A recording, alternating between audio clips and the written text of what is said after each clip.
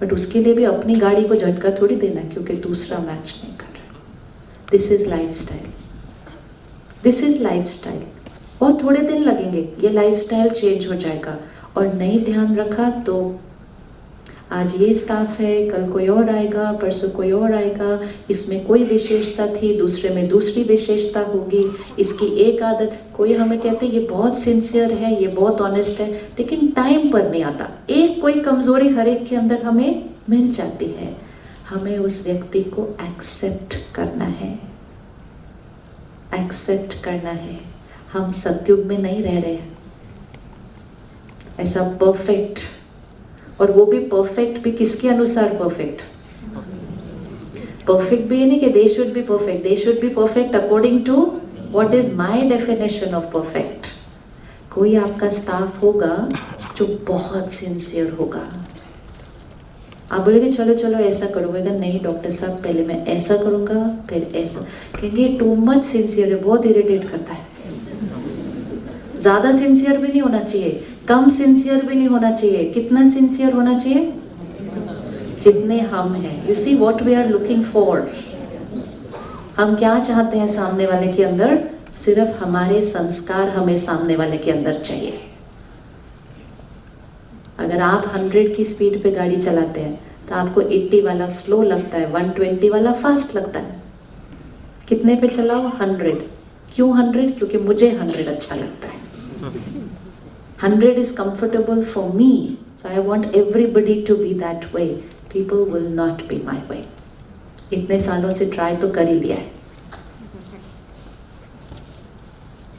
कुछ लोग होंगे जिनका तरीका एथिकल नहीं होता काम करने का, उनको एथिकल वाले लोग पसंद नहीं आते। तो क्या मतलब एथिकल होना रॉन्ग हुआ? नहीं, it's just that it's not right for them. So we do not want that people should become photocopy of our personality. It's not going to happen. अलग अलग लोग, अलग अलग संस्कार, घर पे, फ्रेंड्स में, कलीग्स में, हॉस्पिटल में, पेशेंट्स में, स्टाफ में, everyone is going to be different. This is part of life. Now what is going to be my style to work and live with them? That I will have to decide. तो क्या गुस्से बिना काम हो सकता है?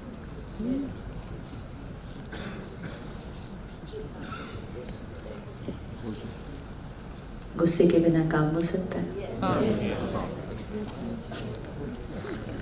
हो सकता है। हमारी एनर्जी हीलिंग के लिए है।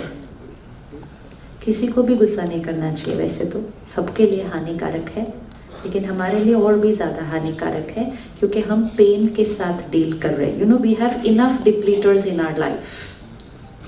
हम पेन के साथ डील कर रहे हैं। हर 10 मिनट बाद आपकी टेबल के अक्रॉस जो आकर बैठता है वो सिर्फ फिजिकली अनवेल नहीं है, वो इमोशनली भी पेन में है।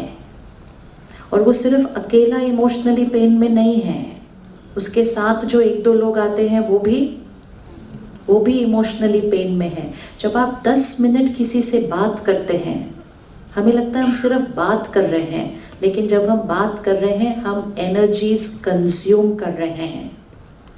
इसीलिए by the end of the day we start feeling tired. Tired is not because आप इतनी फिजिकली मेहनत करते हैं, टायर्ड इज बिकॉज हमने बहुत पेन कंज्यूम किया है आज सारा दिन।